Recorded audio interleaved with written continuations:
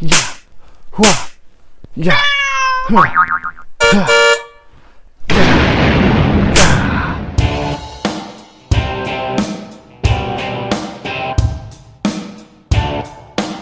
Atomic Blonde is directed by David Leitch and stars Charlize Theron, James McAvoy, John Goodman and Toby Jones, and is a story of Lorraine Broughton, played by Theron, who has to go during the fall of the Berlin Wall in 1989 to Berlin to find a secret and hidden list of agents who are either undercover or dirty or seedy or whatever, and with the help of Percival, played by McAvoy, she finds this list and gets a little more than she expected while she's there. Now, I was pretty excited for this one, guys. I kept seeing previews for it. I was really hoping I was going to see an action-packed, awesome movie. And as I normally do, I'm going to tell you guys straight up from this movie was awesome. The movie is set around Lorraine's debriefing of the mission that you actually do see in the movie, which, yes, we have seen before. We've seen people being debriefed and that turning into the actual story. We've seen it in video games and plenty of movies, so it's not something that is new to any of us.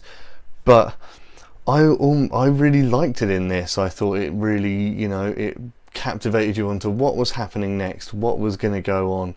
I wanted her to tell me that first bit to get me excited for the next element of the film. I really enjoyed that. But I'm going to get onto a bad thing straight away here. It also really made, for me, yes, that part was good, but the story with it when it was being told was extremely jumbled. There was moments in the film where you get kind of lost going, oh, we're here now, or, it was never really sort of coherent in certain areas, but once you get caught up with yourself and you actually think, okay, we're back in it now, I know exactly where we are, I've caught up with the whole scenario, because it is quite fast and it sort of doesn't really stop. Once you get through that, the payoff is exceptional. I really enjoyed the element story of this movie. I really enjoyed the whole, yeah, she's in MI6 and so's he, but is anyone really safe? Berlin, of course, at the time was a place that was extremely bruised and it was extremely open. It wasn't. It was the wall was falling down, revolution was happening, so everything seems kind of uneasy. Whether you're an agent, whether you're anything, whatever important you are in this movie, nothing ever seems safe. I really enjoyed that. It kept the suspense going through the whole thing. And the characters in the whole movie all seem to blend in seamlessly with the whole thing, and I really enjoyed that. Now this brings me on to Charlize Theron, who of course plays Lorraine. Now in some interviews and some newspaper articles and some of the magazine things, people are saying a lot that this is John Wick, the female version. Now for me, I think that isn't the case. I think she takes this movie by her hands. She worked really hard on this. You can tell by her fight scenes and just the way that she dominates the screen here that she really wanted to make this her own. She wanted to really show everyone that the women can kick ass too, and I thoroughly believe that. If you've seen my Wonder Woman review, I love a woman that can kick ass. Charlize Theron combines beauty with kicking ass. She really is entertaining as hell in this.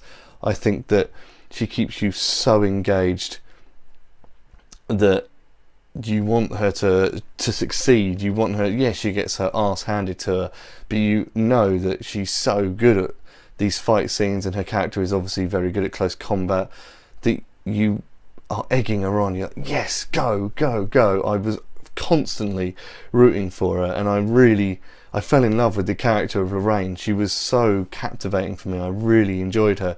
Now you've seen her as Furiosa in Mad Max, so you know that the woman can dominate a screen and kick some serious ass, and even make people like, in this instance, Tom Hardy look small. And in this, she made James McAvoy look like a puny little boy because she was so captivating and so cool.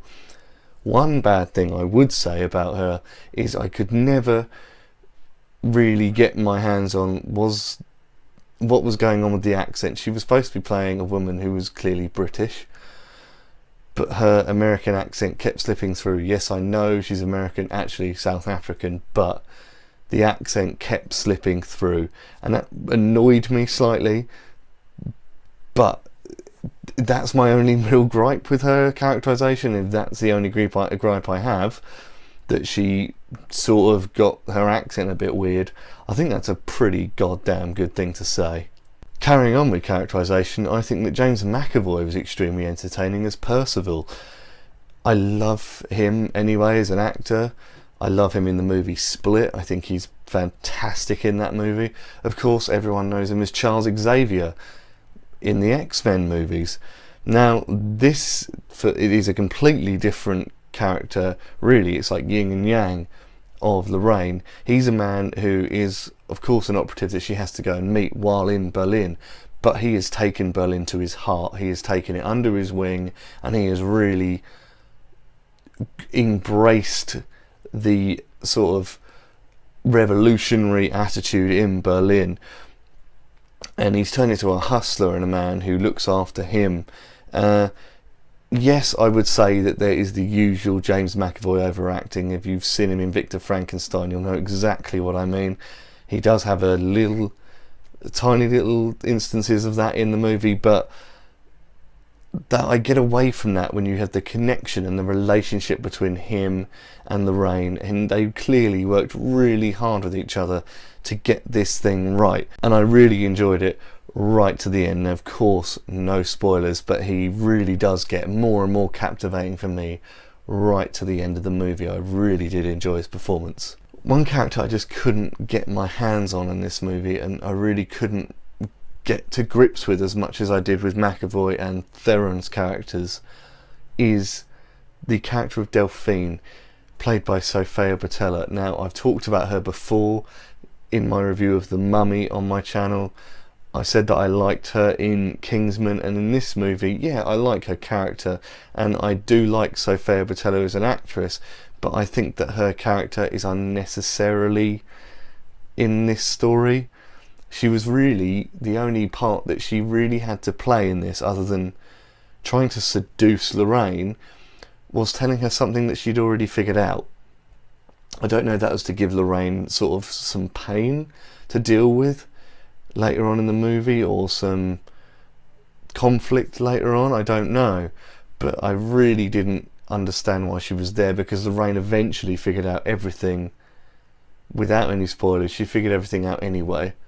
So unfortunately, another bad sting for Sofia Boutella. Nothing to do with her, of course. It's just maybe the roles aren't coming her way, because she can really act, but this just isn't her thing. It just didn't work. Unfortunately, it could have just been Lorraine and Percival, and that was really it for me. That's all I really noticed, unfortunately. Now, let's get back to the good bits. Don't worry, it's not all bad.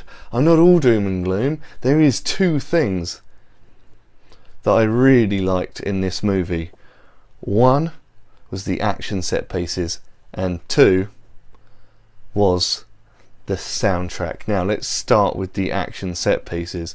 Now, the reason I mentioned David Leitch at the start of this review is because he obviously worked on the John Wick movies, and you could really tell that this is his bag, the action set pieces in this movie. You could see the realism in them. You could really appreciate the pain in the actors. They looked unpolished, not in a bad way. They looked to me like the actors had just come on and they'd said fight, and it worked really well. They were sort of stumbling over things. The exhaustion in their faces. You see a lot of movies where the action is too polished to the point where you're not worried about any of the characters being hurt, because it just looks like they're bouncing off each other and they're both made of plasticine. Whereas in this movie, it just felt so visceral, so real, so painful, at the point where I was sort of cringing, like, you know, just really feeling a lot of pain for the characters. I really, really enjoyed that. Now, no. Let's get down to the soundtrack of this movie. I didn't think I would hear a better soundtrack than Baby Driver, one of my favourite films of this year, but I think I may have found a new one to the point where I've ordered the new soundtrack to Atomic Blonde. I loved this soundtrack, not just because of the 80s tunes. Yes, the film is set in 1989, so the songs are fantastic. So you know you're going to get some 80s bangers in there. You've got Bowie, you've got all that kind of thing.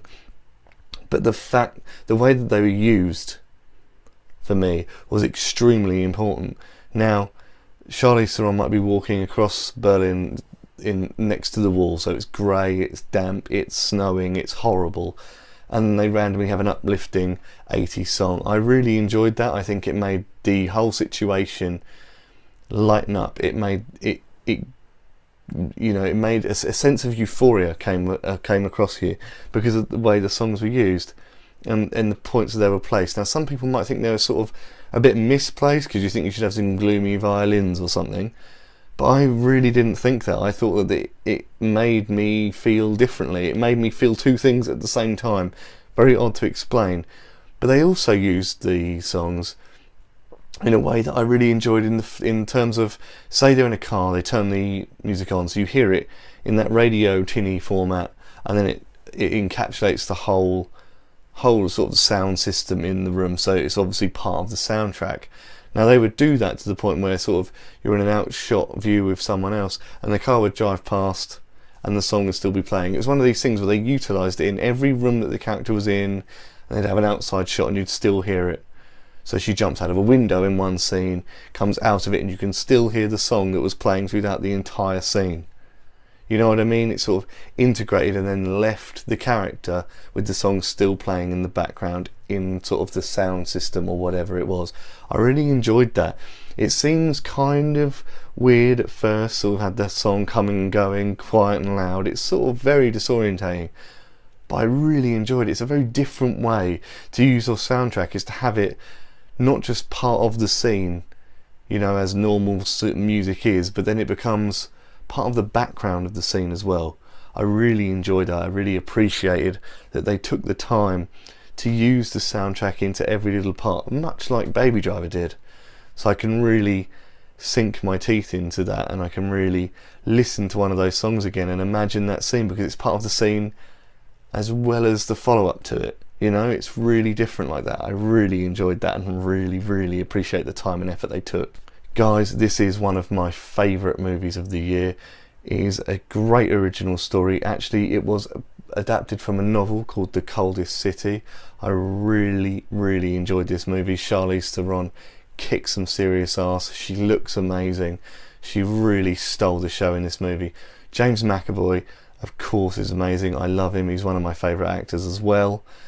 Toby Jones and John Goodman, who I also mentioned at the start of the review, they really worked well together as well. They're part of Charlize's sort of interrogation scene that sets the whole movie up.